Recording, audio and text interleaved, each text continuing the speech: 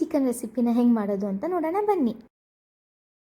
So ಈಗ ಒಂದು PAN ತೊಗೊಂಡು ಅದನ್ನು ಚೆನ್ನಾಗಿ ಹೀಟ್ ಆಗಕ್ಕೆ ಬಿಟ್ಟು 2 ಟೇಬಲ್ ಸ್ಪೂನ್ ಆಯಿಲ್ ಹಾಕಿ ಅದನ್ನು ಹೀಟ್ ಆದಮೇಲೆ ಸ್ವಲ್ಪ ಧನಿಯಾ ಬೀಜ ಹಾಕಿ, ಧನಿಯಾ ಬೀಜ ಹಾಕಾದ್ಮೇಲೆ ಸ್ವಲ್ಪ ಮೆಣಸುಕಾಳು ಇವೆರಡೂ ಹಾಕಾದ್ಮೇಲೆ ನಿಮ್ಮ ಖಾರಕ್ಕೆ ತಕ್ಕಂಗೆ ಎಷ್ಟು ಒಣಮೆಣಸಿನ್ಕಾಯಿ ಬೇಕೋ ಅಷ್ಟು ಒಣಮೆಣಸಿನ್ಕಾಯಿ ಹಾಕಿ, ಖಾರ ಆಮೇಲೆ ನಾವು ಆ್ಯಡ್ ಮಾಡೋದಿಲ್ಲ. ಸೊ ಇವಾಗಲೇ ಎಷ್ಟು ಬೇಕೋ ಅಷ್ಟು ಒಣಮೆಣಸಿನ್ಕಾಯಿ ಹಾಕಿ, ಈ ಮೂರು ಹಾಕಿ ಆಯಿಲಲ್ಲಿ ಚೆನ್ನಾಗಿ ಫ್ರೈ ಮಾಡಬೇಕು.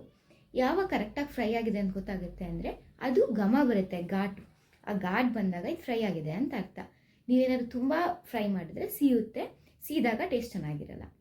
ಸೊ ಇನ್ನೇನು ಆಫ್ ಮಾಡಬೇಕು ಅನ್ನೋ ಟೈಮಲ್ಲಿ ಸ್ವಲ್ಪ ಮಿಂಟ್ ಲೀವ್ಸ್ ಹಾಕಿ ಫ್ರೈ ಮಾಡೋದಕ್ಕೆ ಬಿಡಿ.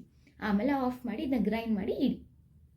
ಇನ್ನೊಂದು ಪ್ಯಾನಲ್ಲಿ ಬೆಣ್ಣೆಗೆ ಸ್ವಲ್ಪ ಸ್ಪೈಸಸ್, ಬೆಣ್ಣೆ ಕರಗಾದ್ಮೇಲೆ ಚಕ್ಕೆ, ಲವಂಗ, ಏಲಕ್ಕಿ, ಸ್ಟಾರು, ಕಸ್ತೂರಿ ಮೇಥಿ ಈ 5 ಐಟಮು ಹಾಕಿ ಸ್ವಲ್ಪ ಹೊತ್ತು ಬಿಟ್ಟು ಸಣ್ಣಗೆ ಚಾಪ್ ಮಾಡಿರೋ ಆನಿಯನ್ ಹಾಕಿ. ಆನಿಯನ್ ಒಂದೊಂದು ಫ್ರೈಗೆ ಒಂದೊಂದು ಥರ ಕಟ್ ಮಾಡಬೇಕು. ಯಾವ ಥರ ಕಟ್ ಮಾಡ್ತೀರೋ ಅದ್ರ ಮೇಲೆ ಟೇಸ್ಟ್ ಡಿಪೆಂಡ್ ಆಗುತ್ತೆ. ಸೊ ಇಲ್ಲಿ ಸ್ಮಾಲಾಗಿ ಉದ್ದಕ್ಕೆ ಕಟ್ ಮಾಡಿಕೊಂಡು ಹಾಕಬೇಕು. ಅದು ಗೋಲ್ಡ್ ಟರ್ನ್ ಆದಾಗ ಟೊಮೆಟೊ ಆ್ಯಡ್ ಮಾಡೋಣ. ಟೊಮೆಟೊ ಹಾಕಾದ್ಮೇಲೂ ಕೂಡ ಸ್ವಲ್ಪ ಹೊತ್ತು ನೀಟಾಗಿ ಟೊಮೆಟೊ ಸಾಫ್ಟ್ ಆಗೋವರೆಗೂ ನಾವು ಕುಕ್ ಆಗೋದಕ್ಕೆ ಬಿಡಬೇಕು. ಇವಾಗ ನೀವು ಅರಿಶಿನ ಪುಡಿ ಮತ್ತು ಸಾಲ್ಟ್ ಹಾಕೋಬೋದು, ಬಟ್ ನಾನು ಹಾಕ್ತಿಲ್ಲ, ಬಿಕಾಸ್ ನಾನು ಮ್ಯಾರಿನೇಟ್ ಮಾಡೋಕ್ಕೆ ಹಾಕಿದ್ದೀನಿ.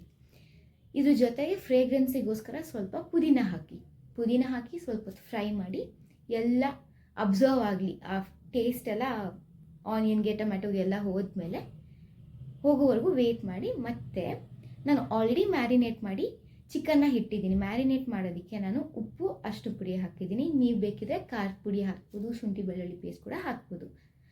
ಸೊ ನಾನಿಲ್ಲಿ ಉಪ್ಪು ಮತ್ತು ಅರಿಶಿನ ಪುಡಿ ಹಾಕಿ ಮ್ಯಾರಿನೇಟ್ ಮಾಡಿರೋ ಚಿಕನ್ನ ಹಾಕ್ತಾಯಿದ್ದೀನಿ. ಜಾಸ್ತಿ ಮ್ಯಾರಿನೇಟ್ ಮಾಡಿದಷ್ಟು ಜಾಸ್ತಿ ಟೇಸ್ಟ್ ಬರುತ್ತೆ. ಸೊ ಮ್ಯಾರಿನೇಷನ್ ಮಾಡಿರೋ ಚಿಕನ್ ಹಾಕಿ ನೀಟಾಗಿ ಮಿಕ್ಸ್ ಮಾಡ್ತೀನಿ ಆನಿಯನ್ ಮತ್ತು ಟೊಮ್ಯಾಟೊ ಜೊತೆ.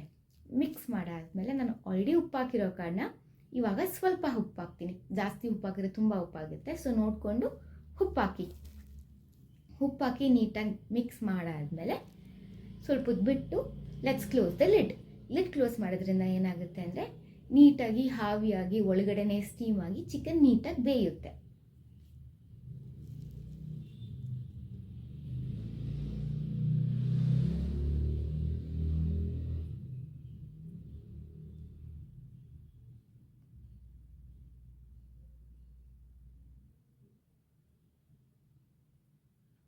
ಸೊ ಇವಾಗ ಸ್ವಲ್ಪ ಹೊತ್ತು ಆದಮೇಲೆ ಆ ಲಿಡ್ನ ತೆಗೆದು ಅದು ಬೆಂದಿದೆಯಾ ಇಲ್ವಾ, ಅಥವಾ ಏನಾದರೂ ತಳ ಕಟ್ಟಿದೆಯಾ, ಇಲ್ಲ ತುಂಬ ನೀರಾಗಿದೆಯಾ ಅಂತ ನೋಡ್ಕೋಬೋದು. ನಂದು ಕರೆಕ್ಟಾಗಿ ಬೆಂದಿದೆ. ಸೊ ಆಲ್ರೆಡಿ ಗ್ರೈಂಡ್ ಮಾಡ್ಕೊಂಡಿಟ್ಟಿರೋ ಪೇಸ್ಟ್ನ ಇವಾಗ ಸ್ವಲ್ಪ ಹಾಕ್ತೀನಿ.